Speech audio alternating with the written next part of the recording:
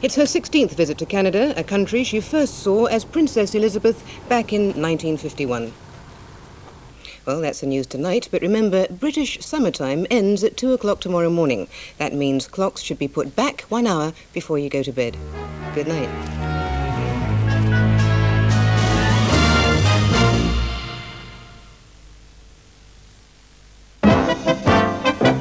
This week, a hurricane that no one quite expected hit the financial markets. But how badly has it shaken political fortunes? In America, a president who promised to cut taxes now has to discuss raising them.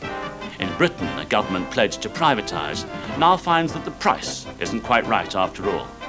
We'll be reporting from the States and from the City. In This Week, Next Week, that's From Wall Street to Westminster, tomorrow at 1 o'clock on BBC One. Hello, Tommy back for a second and the weather goes mad. But it hasn't been too bad today.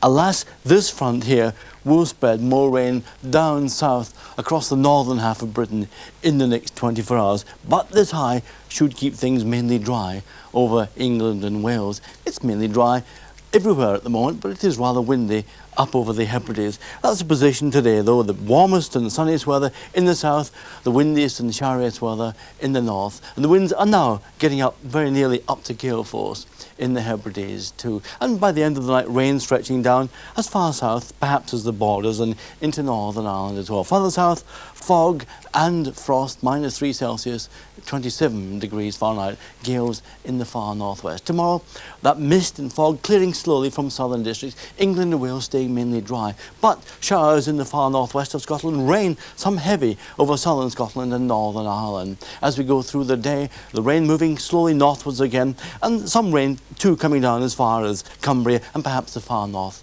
west of Wales. Temperatures not too disappointingly low, except in the misty Midlands, perhaps -48 degrees Fahrenheit. Those are the winds, a bit more wind than today in the south, and there's a summary of that. Good night.